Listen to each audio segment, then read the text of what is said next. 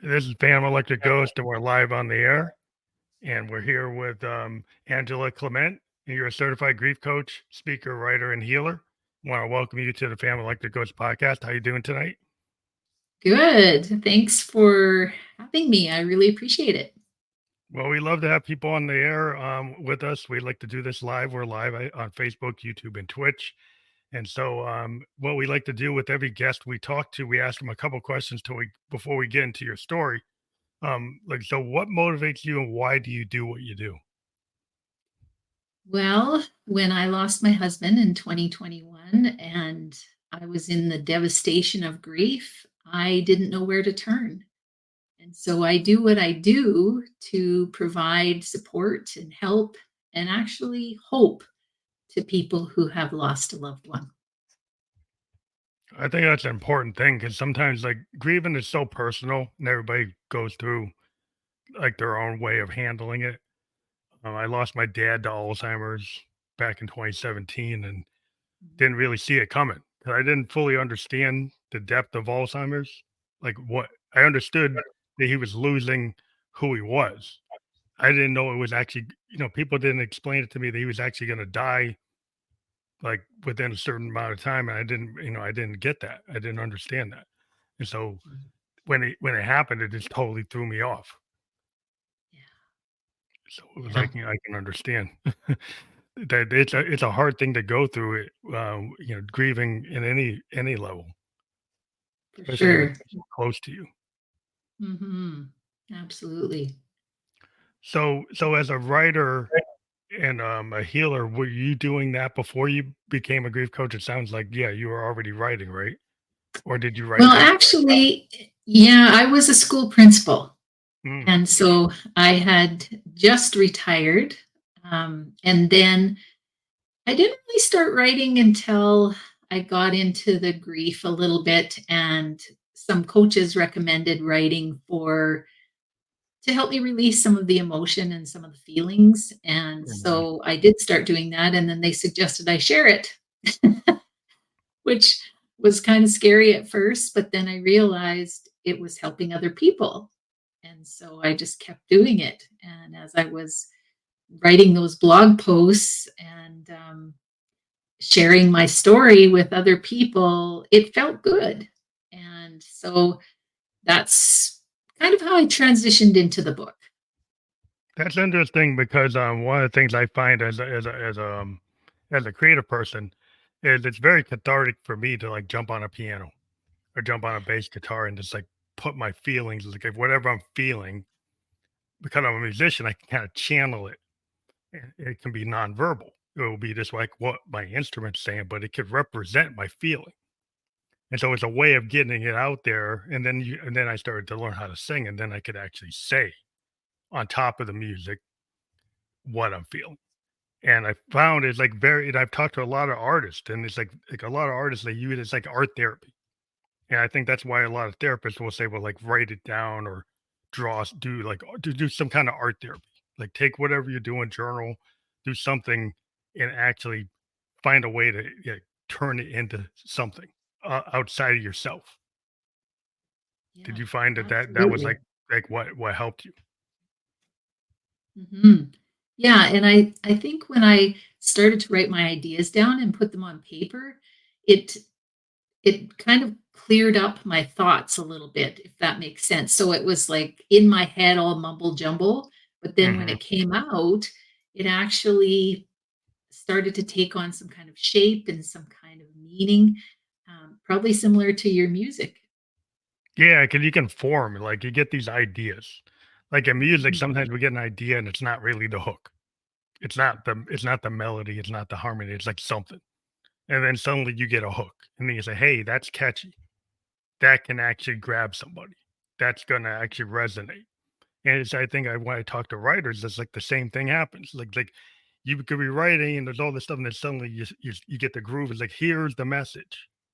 Here's the theme. Like, here's the story. Right. Yeah, Mhm. I've talked to people like they world build, they do all this character design, but they don't really have a story yet. And then suddenly they get the idea like, well, here's the story. Here's the plot. Here's here's what it is. But if you're a nonfiction writer, it's like you're still trying to get that. But what is the overall message that you're trying to convey?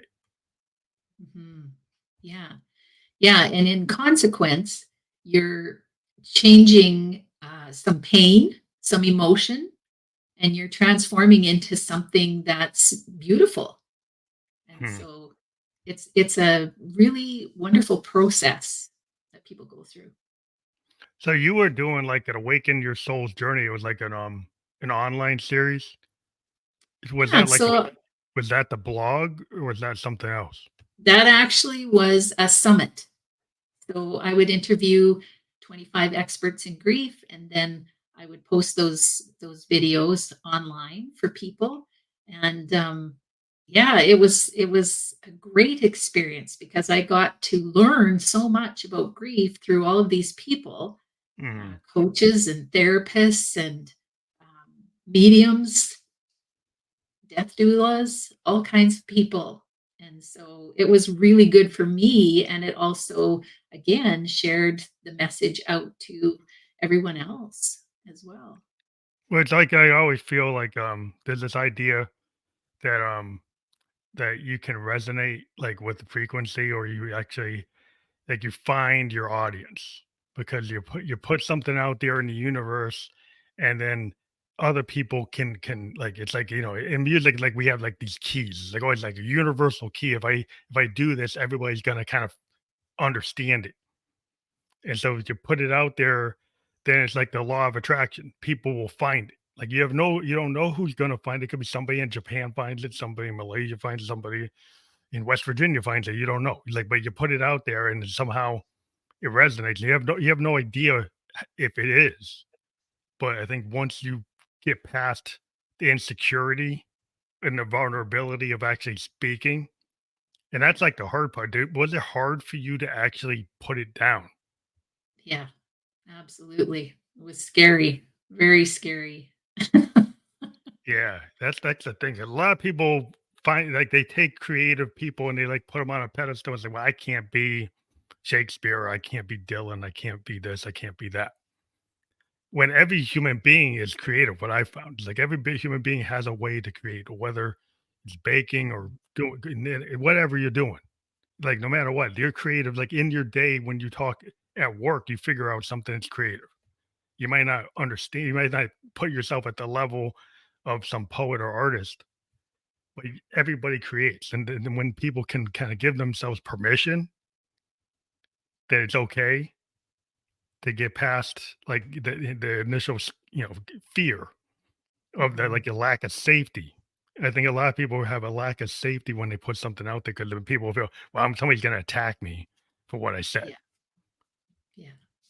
Yeah. The criticism, we're afraid of judgment because Yeah, we and judge others. if you think it's, like, So, very tribal to stay in the safe spot of the clan, right, of the tribal group, because, like, yeah. what happens, like, if you didn't do what they wanted, they kick you out, and then the saber tooths and the wolves will get you. Yeah.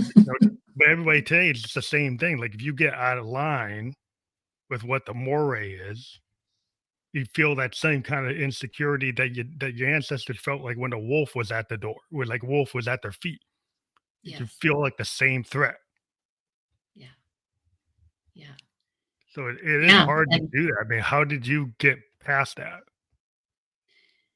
well, the interesting thing was that the person who was helping me do the summits, I had taken an energy healing course with her. And at the beginning of the course, she said, "You're going to have to trust me. I'm going to give you some steps and things that you're going to have to do, and you're just going to have to follow."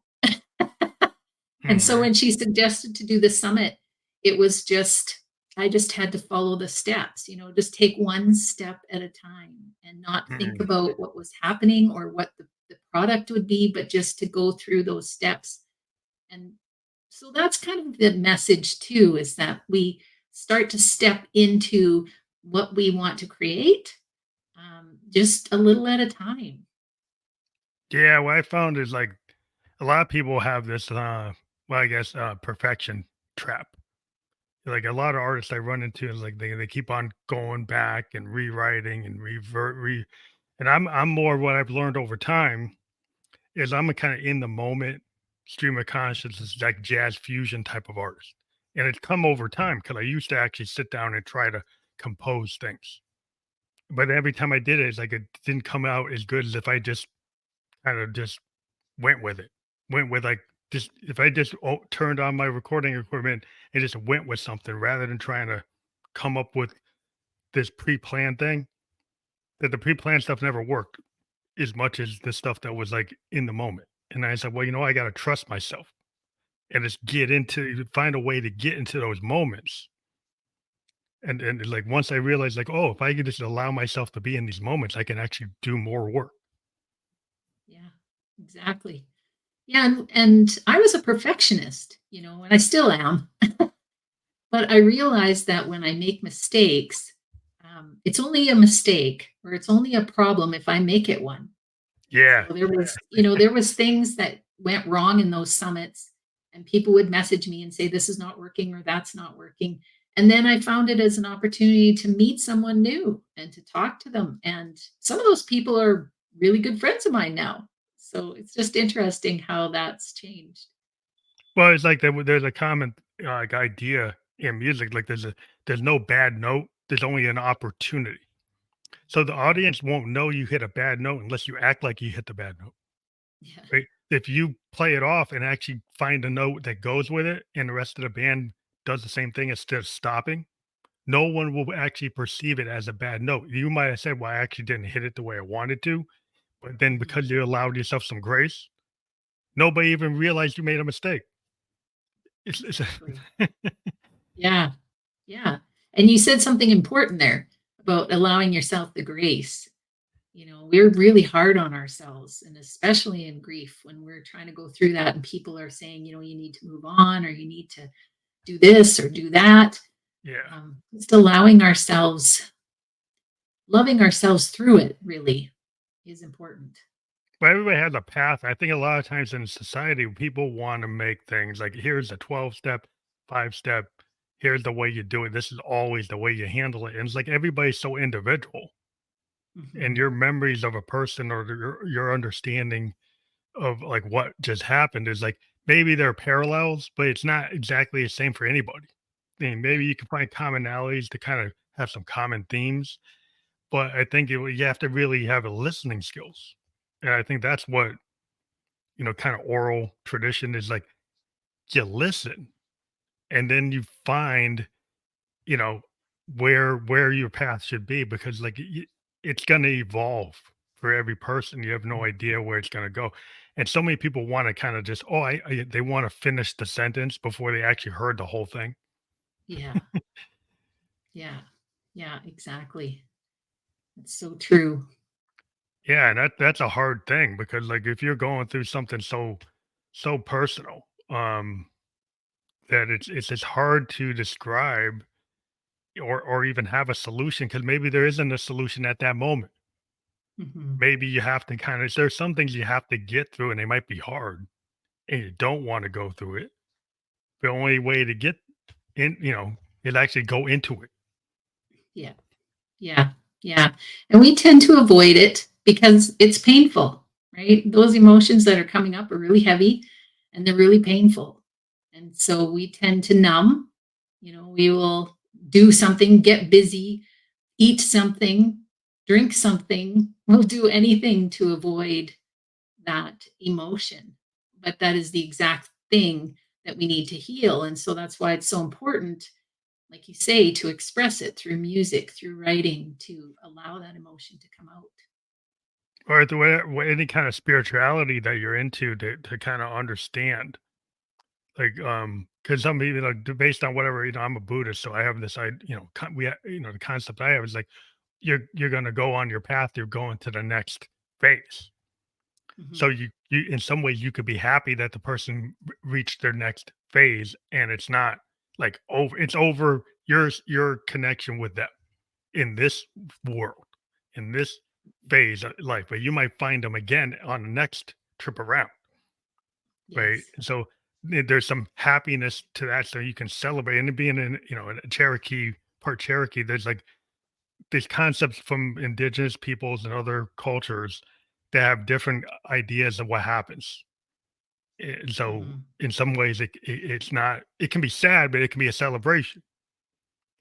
And so when you Absolutely. have those kind of mindsets, so you can look at the good in it, even though it seems tragic, you Mhm. can actually find like some solace in that. Absolutely. Yeah. And for me, because I went down the energy healing road, and I learned more about it and I worked with energy healers, often they had the ability to talk to my loved one and give me messages from my loved one. And it was super comforting to hear those messages and very validating because they were things that they wouldn't know about Hmm. him, And so um, I know for some people that's not, That's not in their that's lane. not, yeah. But for me, it was hugely comforting to have those messages. Yeah, because if you can get into like in a more expansive mindset, because a lot of times you might have grown up with a certain mindset and said, "Well, this is what's possible. These are the parameters. This is the box that you live in. Anything outside of that box is not safe. It's not right. It's not this. It's not that. It's not what you're supposed to do." But when sometimes you get to a point in life where it's like, well, that's not working. To be in this box is not working for me. I need to see if there are other ways of thinking, other ways of being, other ways to comprehend. And I think that opens up the fact that like then you can deal with a medium, you can deal with spiritual guides and people who actually could pass messages from one side to the next. Mhm. And that depends on what lane you're in. It's like, well, I can't work with that, or you can. Yeah. Yeah. And we still have to be discerning, but, you know, I think you really have to examine yourself and your own beliefs. And I think that's what grief really does to you. It takes you to this place where you wonder why you're here. What is your purpose? What is the meaning in all of this? You start to question your whole existence. And so that's what starts to get the mind wondering what else is out there? And where is my loved one? And all of those questions. And so, yeah, it really leads you down a path of discovery. But it helps you heal. Because if you just go into a very dark place and you can't get out of it, then you can end Mhm. up being, but that's not where you probably want to be. So if No. you can find ways to understand, like, what is life, like what life has phases, what is existence, and there could be things you don't see, things you don't feel right now, but that doesn't mean they're not there, right? So Right. once you start to understand, it's like, hey, there could be this other side, it could be this other place that I Mhm. could actually know that my loved one is still existing in that plane, Mhm. and it's okay that I didn't totally lose. I think people are just they're just so upset if they lose any kind of connection, then they're like it's over. Right. Yeah. Yeah. And you go into the depths of despair then because that physical um, attachment that you had with that person is gone. And we really attach each other, as Blaine and I were very much attached. I mean, we were together for 35 years. So of Mhm. course we were attached together, Yeah, right? And so when he left, his physical body left this earth, it was traumatic. I mean, everything about my day changed, everything about my life changed. And so I spent a lot of time reconnecting with him in another way. And I think that's what brought me a lot of peace, knowing that he was still there, that he's walking with me, that he's helping me and supporting me through all that I do. And there was a lot of signs and synchronicities that told me that showed me that he was there. And so, yeah, that gave me a lot of peace and a lot of hope. And so, yeah, it was a yeah, big part of my healing journey. Hmm. it's interesting, 'cause a lot of times, in my path, I've felt like spirit animals kind of talking, telling me things from my ancestors, telling me things from Yeah. my, my family. Oh. Like feeling like if this animal shows up, it's actually communicating and telling me something, and Mhm. it's making me feel connected, not only to my loved one, but also to the universe and the world itself, and having a respect, for the environment, having a respect for, the forest, or having a respect. So it making me feel like where sometimes people put themselves outside of nature, where they put themselves Mhm. outside of the planet, and they say, you're not really connected. So then that's a hard, lonely life if you don't Yeah. see the connections. But if you start to understand that you're part of this whole, it's not just this planet, it's out there, it's the Milky Way, it's the whole universe Mhm. and everything that's in it. So then you're not alone. But there's some people that get this mindset, it's like, oh, I'm alone, Yeah. you know. But if Yeah. you can get your mind to like that you're not alone, even when you're physically alone, that can put you in a better place. Absolutely. Yeah, and I think that's why a connection with nature often really helps people in grief. We recommend, getting out in the forest, getting out in the trees, go by the water, immerse yourself in that garden with flowers, all of that kind of thing, having plants around you. It Mhm. helps you feel connected in a really unique way. Yeah. Yeah, they're like getting to New Hampshire, like going into the pines, just Mhm. walking into these big pine forests. It just feels like I always get restored. And there's like some famous Victorian poets that said the cathedral is nature, or nature is the cathedral. Great. So that you can get restored spiritually by walking into the forest, which Native Americans, indigenous people know that. Like if you walk into nature, you're gonna that will restore you if Yeah. if you understand it. But if you've Mhm. made yourself apart from it, then you won't. Yeah, exactly. Yeah, So and I it didn't realize that importance either. mm, Every summer I spent my time in the trees, what we call the Cypress Hills. So it'd be similar to what you're talking about, beautiful pine trees. And in Saskatchewan, we're flat prairie, so it's kind of a unique little oasis in the province. And I'd go there every single summer, and I just loved it there. But I never realized, the huge importance of it until after Blaine passed away, and how mm. healing that forest is, and how healing those trees are, and how well cathartic it is to be in that place. Yeah. Trees, I could go into a whole thing about how connected trees are and what they can actually feel and see. But Mhm. it's like so interesting to find people in the modern world that get so disconnected because they think they're connected because they got this device. It's like, well, you're connected to the world. It's like, well, you're kind of disconnected from the world.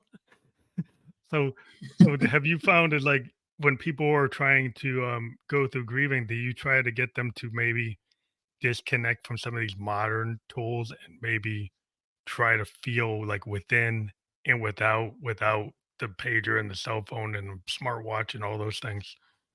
Yeah.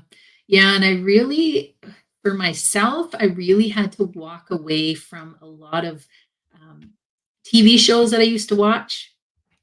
I absolutely could not watch anything with a little bit of violence, or I just had to get away from all of that. There's Mm. so many messages, and I had enough emotion of my own. I didn't need to add any from anywhere Oh, the else. noise. It's like an overload. Yeah. And the Is it? news, I kind of had to take a step back from that. And yes, take a step back from the phone, because it's another numbing tool, right? It's just Yeah. like eating, drinking, all those other things. It's numbing. And so you're not actually feeling the emotion anymore. You're just pushing it away with that. Well, it's so much like it's entertainment coming from the outside. Where like I'm Mhm. a child of the '70s and we didn't have cable TV and I was reading, and there's only like 3, 4 channels on TV. So I spent time with my Legos, I spent time with my, learning music, listening to music. It's like doing things where like there was more time to actually be creative without being distracted. I was talking to a Mhm. producer and he said, he's like, is a problem with all these modern tools in the studio, so we know the problem is the distraction of the modern world that keeps me from being focused. Like in the 70s, I could be focused for hours and not get pinged on a cell phone or on a smartwatch or on a computer or have 300 channels of TV. I'm just going to focus on that song. Now we Hmm. got so many distractions, I might not focus on that song as long as I should. Right. And so I think Yeah. if you think about that in life, it's like how much time do you actually have to actually do deep thought, Hmm. contemplation? Because you got Yeah. too many inputs. Yeah. Well, and you know how good it feels when you're working on a song, when you're kind of in the zone and you just immerse yourself into that work. And it feels so good to just do that, or paint a picture or something. It just takes you away. And yeah, so it is a big part of the healing process that we're missing. Yeah, you just have to tell people they have to like unplug, disconnect, Mhm. to kind of find it. Like a lot of times, do a breathing exercise. I do chanting and things like that, but also like Tai Chi. But the idea, like Eastern philosophy, is to kind of get rid of the noise and do Yeah. some breathing and meditation. And sometimes these Eastern philosophies, it's kind of spot on because if you got too much noise and too many things going on, you can't really focus. You can't really start to isolate and go into depth of like the looking glass self, like the Victorians talked about this idea. Like Mhm. you look in that mirror. Are you really going to ever look at the looking glass self with all this other stuff going on? You're probably not Right. because Yeah. people are giving you something else to look at and you're not looking at yourself. Yeah. Yeah. And we get more sensitive to the way that the disharmony in our body, when there's that gut feeling that something's not right, and we Hmm. keep ignoring it and ignoring it and ignoring it. And then what I've learned is that at some point, you have to sit with that feeling to find out where that's coming from. And when you completely start to understand what it is that's causing that disharmony, then often as soon as you realize it, it releases and it feels Yeah. so much better. But we can't keep holding that down. My coach always said if you hold the beach ball under the water for too long, it just gets too much. And then it just flies up in your face, right? Yep. So we can't be holding those emotions down. And I think that's why in society we see a lot of anger, we see a lot of people blowing up, Yeah. Resentment. You had all this like yeah, anxiety, resentment, and shame. And it's all stuff that's been pushed down because people tell you to mhm, suck it in. yeah, I remember your generation of the elders, he's like, "Oh, suck it in, you yeah, don't need to, you shouldn't cry, you shouldn't do this, you shouldn't think about that. Just move on." It's like, well, so you can't just move on. Like but being an artist, I didn't just move. I would like work through it cathartically. right. And then it like once worked through it, it did release. Like if I take and Mhm, I like something that was melancholy, kind of like a Carpenter song. When you listen to that Karen Carpenter singing that song, it's like her voice evokes melancholy, even if she's singing something that was not melancholy, because she had yeah, this artistic ability to kind of convey that through her voice, mhm, and it would come through these pieces. And I was like, wow, that's, and I was like, well, and I put my finger on it. It's like, wow, that's like it.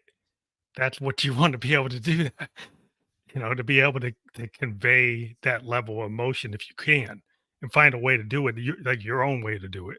Not like the way she did it, but find a way that you can do it. yeah.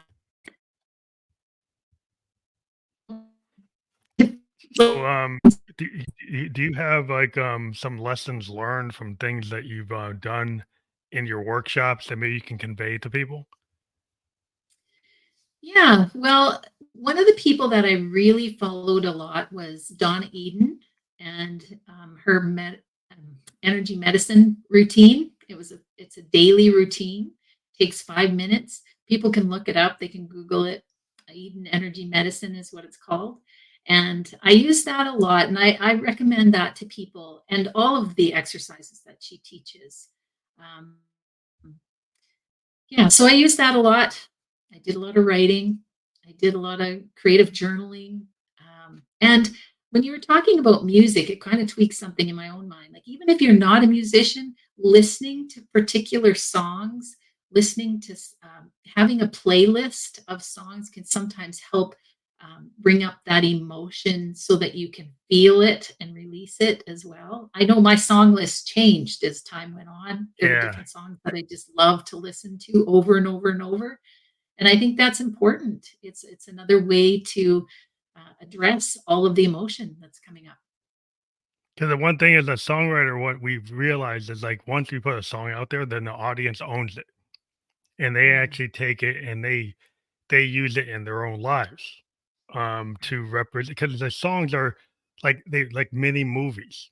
So if you're a good songwriter, you actually tell a story, and so when somebody hears that song, it triggers their interpretation of that story, just like any great American writer, like a great American novel or any kind of great novel. Like I said, when you hear it, it'll trigger those scenes or like you it triggers these emotions, and you every time you hear it, it triggers that path. It's like boom, you get this like visualization that's very cinematic, or what I call sound painting. You get these images pop up that relate to you and mhm. how your feelings are, but what you feel from the song, or what you heard when you first heard the song, like what you had been going through.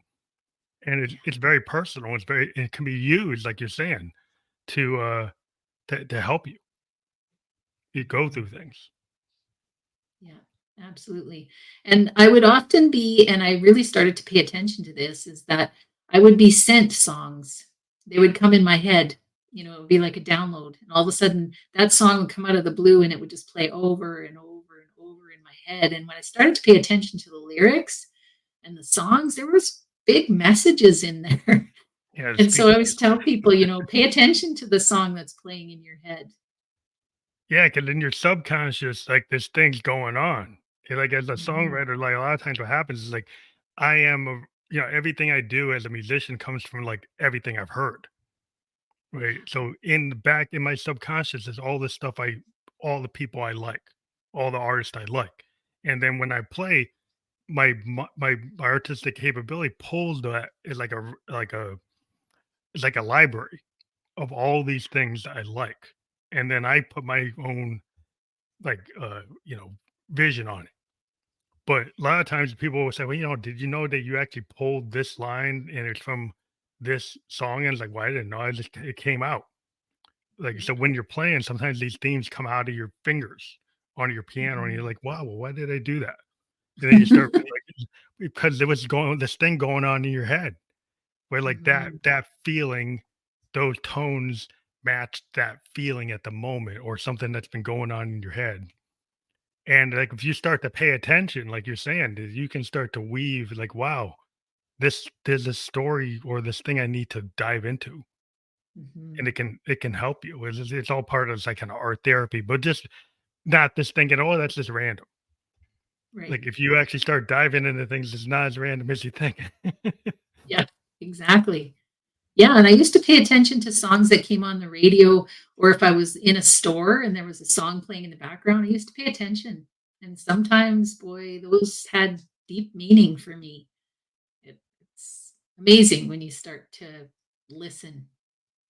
Yeah, listen, if you listen to what's going on in the world around you, I mean, you can Mhm. kind of be kind of so focused about what's going on in your head, but once you start actually integrating what's going on the outside with what's going on the inside, then you can get some synergy.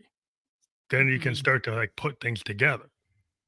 And Yeah, like then again, it goes back to like not feeling alone because you really aren't alone. exactly. Yeah. Yeah, and you start to realize that a lot of things are there for you. In fact, I really believe life is there for you. Sometimes we wonder how it can be when terrible things happen, but life is working for you. It's to help you grow and to find out more about who you truly are. Yeah, the hard things that you go through will get you to the next level. You level Mhm. up. And you can't really progress by just doing what's like just phoning it in every day.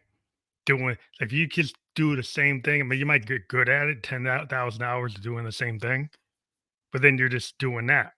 And if you you have to kind of challenge yourself, and sometimes that's going to put you in a place where it's not comfortable, it's not Mhm. safe, it's not as safe as doing the thing I know, but to actually dive into the thing that's uncomfortable.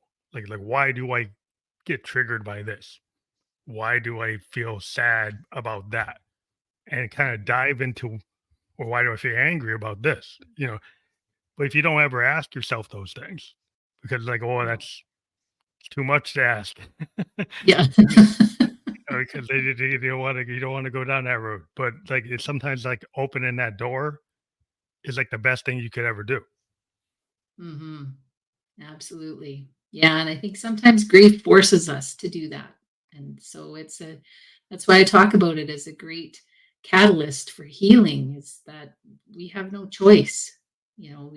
We get to a place where we're in such despair that we have to start looking for answers. We have to start looking for what else is out there. And so it's tough. It's really tough. And I had a lot of help. I had a lot of support. I had a coach. I had, my helpers and guides that work with me in the spirit world. I had energy healers working with me. I had my family and my friends. So I had a lot of support. And I think that's really important too, because it's not easy to just go through it, as you say, feeling alone. Yeah, you need community around you to human beings are social, social beings. And it's like the first thing you need to do is like reach out to folks outside of yourself. And I think that's like through processing that grief, you can like rebuild your life, and then you can find like hope. Because like tragedy is something that you go through. People go through all kinds of tragic consequences in life. It's Mhm. kind of part of living. It's not always going to be this like perfect idealized vision. Things happen, but those Mhm. things actually can put you in a place where like you might have to rebuild your life. Like you might have to start again. And it's like, well, that's too hard to start. But it's like that might be exactly what you need to focus. Yeah. And things happen. Like Buddhists, we believe things happen for a reason. Everything that's happened, it actually was supposed to happen. And so when you have that kind of mindset, then you start to like, well, what's the next thing that I should be looking for, rather than like agonizing. Why did it happen? Like why did it? It's like, well, you learn from what happened. Mhm. And you can dive into Yeah. why, but don't stay on why. Yeah. Yeah. Well, it gets really uncomfortable staying in the why because you're not going to, lots of times there isn't an answer to that why. And so you're Yeah. just, continuing to ask. Yeah. Things happen. It could be a random thing, or it could be something like, it was just consequences led to this thing and you couldn't avoid it. It was Yeah. gonna, then it's, you want to like, well, I want to change it. It's like, we can't change what happened. You can work on what's going to happen tomorrow, what's happening like right now, but Mhm. that's where like you get stuck. It's like if you get stuck, you got to find a way to be unstuck. Yeah, exactly. Yeah, well, and Eckhart Tolle talks about staying in the present moment, and when you're thinking about the past, of course, you can't change the past. You can't do anything about it, and it's really depressing. You think about the future, often you'll get anxious because you don't know what's ahead.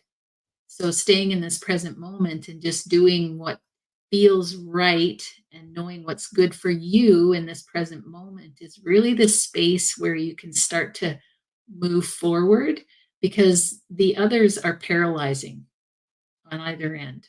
And so we did a lot of practice. I did a lot of practice with being in the present moment. Had a lot Yeah, of, present moment is hard because like a lot of yeah, people love to plan, like over plan. yes. And then my IT hat is like, oh yeah, we have these big plans. And we're gonna design this, we're gonna release this on this date. It's like all project plans, like very business. But even in that, there's this creative kind of like mad scientist thing that happens where, the happy accident like you didn't plan that, and it's actually better than the plan. Yes. The thing we designed, like we're designing this, and then we come up with something that's like, you know what, the result of this thing is not what we planned, but it's actually better than what we planned. Do Yeah. we actually have the courage to say, this is actually better than what we were going to do? Can we actually do this instead? Yeah. It is very hard sometimes in organizations to actually make that point because people want to stay on the plan Yeah. because that's safe to stay on the plan because that's what you were presenting. Like, but this other thing is not so safe. But that is Mhm. actually probably the better thing. Yeah. Yeah. Well, that's the create where the creativity is. And that's where the excitement is because it's the potential, right? It's like knowing that there's a potential there that you don't know what it is, but you can think of it two ways. You can think, well, I don't know what it is, and I don't know, how this is going to work. Or you can think, I don't know what it is. Could be really exciting. Yeah, it was Which, all these you things know, that you find like by accident. It's like, oh, this is if you do this, you get this reaction. Scientists find this stuff out all the time. It's like I didn't expect it to do that. It's actually Mhm. this is actually the product. This is actually the process. This is actually the thing that's worthwhile. And it goes through like what you were going through methodology, and you found something that was like out of the norm. And when you find those things, they're kind of these newfound things, like I call it newfound things. It's like 'cause you have the found things like, oh, that's repeatable. Everybody loves the repeatable thing. Because Right. I can show, oh, this is like we know that this sells, we know that this works. We don't know exactly if this is going to work. Right. But I find that more exciting, the thing that I don't know it's going to work. It's like, let's Yeah. see if it works. Yeah. Well, and I get it because I know when I first saw my coach, I just wanted her to tell me like what steps do I need to take to heal? What do I do? X, Y, Z. Like how do I get this done? And everybody's journey is unique, and so there's No, no no, prescription for this. It's yeah, like your own way of walking through it. And so that was frustrating for me because we're taught that, if there's a problem, you do X, Y, and Z and you solve the problem. Well, this is different. It's really surrendering to a life that you don't know. You don't know what's going to happen. It's really an unknown space. yeah. The unknown spaces are kind of tricky because Mhm. people want to have like the known quantity. Because like Yeah. that, I know that's repeatable. I know I can get the same numbers I got out of it. But eventually that becomes like, like, is there any point in doing the same thing? Eventually you get diminishing returns because then everybody's going to do it. And if everybody does it, then there's like less of the pie to spread around because like everybody's doing the same thing. It's like the only way you differentiate yourself is like your individuality. Mhm. And your individuality is your secret sauce. Right. Your individual experiences on the planet is how you view the world. Is not exactly how anybody else does. And if you don't treat that, if you treat it as like, well, that's a weakness, well, that's a problem, right? But if you actually treat it as an asset, then you can solve a lot of things. And if people get stuck. It's like you're not going to get it stuck because you're going to realize that your secret sauce is your ability to be adaptable. Mhm. Mhm. Yeah, and you're finding out who you really are. You're starting to figure out what's special about you, and you're starting to love that piece of you. Like you say, you start to embrace it and realize that you are special. Everyone is special. I mean, we say that, but do we really feel it?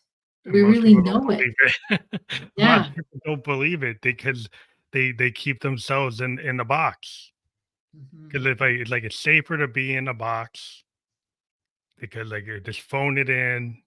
It's I know I'm gonna get the same results. I could be in a toxic relationship. I could be in a toxic workplace. I could be in a toxic neighborhood. But it's like, oh, that's where I live. I know my mortgage. I know where but is it really where you should be? Mhm.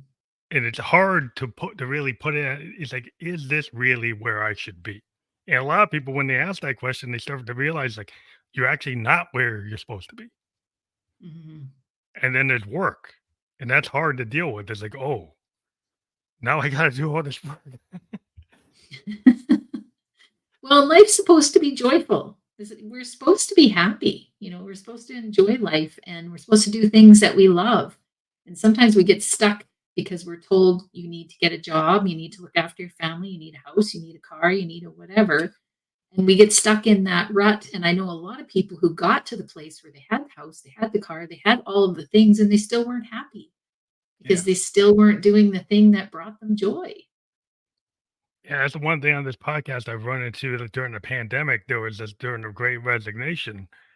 There's a lot of people, during the lockdowns that started realizing, I really don't like doing what I've been doing, driving into the office every day. And now I'm not in the office. And now I got time to think about that. And then they suddenly became a writer, or they became a coach, or they become a shaman, or they went and start their own business. They went, start doing something totally, maybe like a childhood ambition that people told them that was silly, Yeah. but it's really what they really wanted to do. But Hmm. then, they had to pay the mortgage, like you said. And it's like, well, they can't really do what you want to do when you're trying to pay the mortgage. Yeah, exactly. Yeah, and it's surrendering to that and knowing that, I feel like if you're on the right path and you're loving what you're doing, all the stuff that you need will come to you. It'll Yeah. come. It's that law of attraction. Like if you get on that path that feels unsafe, but you actually like it better than Mhm. the safe path, Yeah, you'll find that the safe path has been limiting your capabilities and limiting your growth. yeah, If you go toward this like more of a growth mindset, where like there's some risk, but there's risk in the risk is that you're boring yourself to death yeah, in the other path, and eventually it's going to have a bad result. Though it might feel like it's not bad, like you're kind of dying a little bit at a time instead yeah, of actually being who you could be.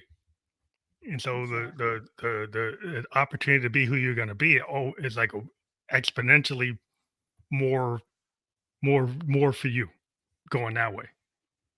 Hmm. Absolutely. Yeah. Yeah, and it's not easy. I'm not saying it's easy. No, it's never easy. No, It's no. it's it's it's a lot of work. Like it's people like oh these people they do what they want. But you think it's easy. It's not. They don't do what they want because it's easy. Hmm. They do what they want to do because they love it.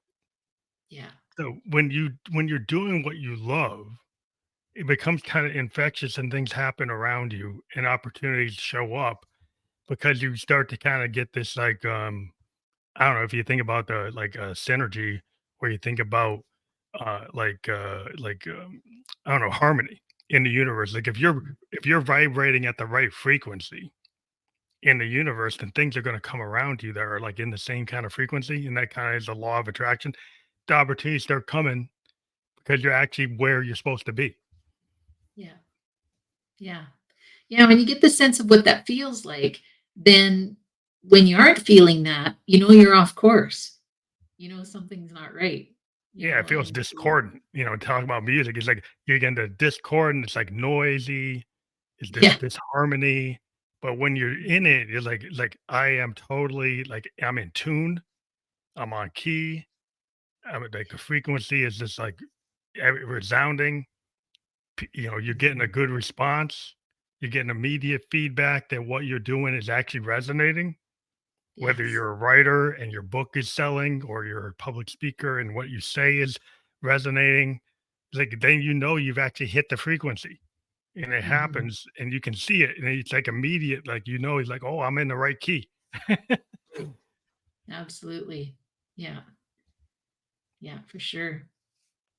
So on your book, like how they would talk about that more. Like you said, it was like a process in terms of like the blog became like the book, but Mhm. then did you have to go through a lot of like the publishing process of like beta readers and figuring out how to get it out there? How was that for you? How much did you learn doing that?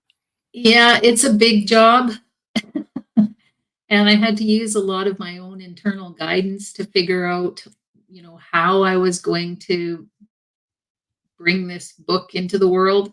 And, there was a lot of people that helped me, Mhm. that just came to me out of the blue. They just arrived. And yeah, and so it just launched actually on November 1st. And Awesome. so it's just been a few days. There it is. I have it beside me there. And yeah, so already I'm seeing lots of great feedback and lots of sales. And so I'm excited. And the book, it was really about me. It's about the story of me moving through my grief. And because I'm an educator, it's also has, journal prompts, it has exercises. I talk about all the things that I use to help me, all the tools um, that I would use regularly to help me through some of the really hard times. I talk about those hard times, the dark nights of the soul, the things that I went through. And so, yeah, it's all in there. It's all in there. Do you feel like, are you gonna like do a book tour, or are you gonna bring it to like conventions, or even maybe do an audiobook? Have you thought about those Yeah, things? well, I am going to do an audiobook, and I really hope to be able to do more in-person presentations and book signings and, fairs and that sort of thing, because it Mhm. feels now like we need more of that, Yeah, personal connection. I have, I've been far reaching on Zoom. We've used that for 3 years now, and I've met a lot of people and I have a lot of friends all over the world. But it just feels like I need that personal connection now. And so I'm hoping to do some more of that. Yeah. well, it's like musicians, like we like to play live. Playing live on Zoom is not the thing. So I Yeah, do it, exactly. but it's like it's something about being in front of a live audience is that immediate feedback. Yeah, as a musician, we get it right. You're just in the crowd with people, you feel that human connection, you feel validated, you know. So and it just feels like you're actually really connecting. Um Mhm. I think it's just that, human beings, like we live on that. Yeah. So Yeah, that's we do. Yeah. And I didn't realize that because I was very much an introvert and I was actually afraid. So mm, now having this feeling of really wanting to do it is well, it's kind of that's it. exciting. Yeah, you reach a whole different level. Yeah, that's what happens. Yes, You for leveled sure. up. Yeah. Yeah. Yeah. That's right. But I Yeah. want to thank you again for being a guest on a Family Like It Goes podcast. We do have your URL, healing journey, Yeah. Everything dot there is on my healing website. energy, dot Mhm. world, and that's fully clickable. So if people click on that, that's how they can get to the book. Yes. Yes. My book, the support groups, my healing sessions, all that, meditations, everything is on that website. Yeah. Well, I want to thank you again for being on our show. We've been live on Facebook, Twitch, and YouTube, and we will be published on all the other platforms where you can listen to or watch a podcast by tomorrow. We do encourage you to click on the URL below because it's fully clickable and you'll be able to connect that way. And I want to thank you again for being a guest on the Family Electricals podcast. I hope you have a great night. Yeah. Thank you for having me.